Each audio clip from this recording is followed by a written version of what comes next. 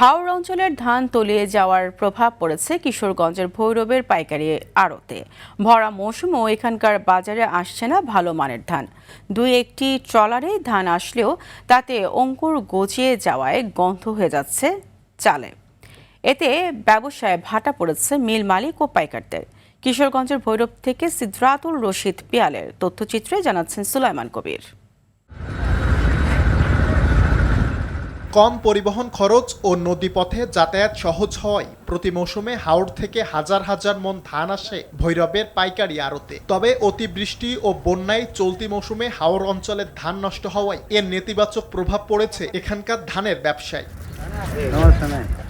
কিশোরগঞ্জ, নেত্রকোনা, হবিগঞ্জ, মৌলভীবাজার, সুনামগঞ্জ ও সিলেটের বিভিন্ন উপজেলার হাওড়ে ধান নিয়ে নদীপথে ট্রলারে করে নিয়ে আসা হয় ভৈরবের বাজারে, যেখান থেকে ধান কিনে নিয়ে যায় আশুগঞ্জ, মুন্সিগঞ্জ, চাঁদপুর ও চট্টগ্রামের রাইস মিল মালিকরা। তবে এবার ধানের সরবরাহ কম থাকায় এখানকার ঘাটে নেই চিরচেনা কর্মব্যস্ততা।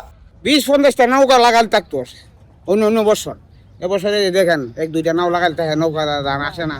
ধান আনছি, দেখেন ধানের অবস্থা কি গাড়া আসছে। বৃষ্টি কৃষকের অবস্থা খারাপ, আমাদের নৌকার অবস্থা খারাপ। বেহারিরা ধান কিনে না, এই ব্যবস্থার মাঝে আছে আর কি। ধানের মাঝে খুব পয়সা পড়ছে। বৃষ্টি গেরা বাদল হয়ে গেছে গা, ধান নষ্ট হয়ে গেছে গা। তাইপিতে আমরা ধান বেচতে পারি না, কিন্তু দরে না। ধানের সরবরাহ না থাকায় স্থানীয় মিল মালিকরাও পড়েছেন বিপাকে। সমস্যা সমাধানে চেয়েছেন সরকারি সহায়তা। কৃষকরা হা হা করতেছে, কান্নাকাটি করতেছে, তারা কিভাবে চলবো? সরকারের সহায়তা না পেলে কৃষকরা এবার না হায় মরবো। আর আমরা যারা আর উদ্ধার আছি, ব্যবসায় আছি, তারা তো আরো বেশি কষ্ট মেজে আছি। আমাদের সংসার তো চলা কঠিন হয়ে যাবো। হাওড়ের কৃষকদের পাশাপাশি ভৈরবের চাল ব্যবসায়ীদের ক্ষতি পুষিয়ে দিতে এগিয়ে আসবে কৃষি বিভাগ, এমনটাই প্রত্যাশা ব্যবসায়ীদের। সুলাইমান কবির, RTV।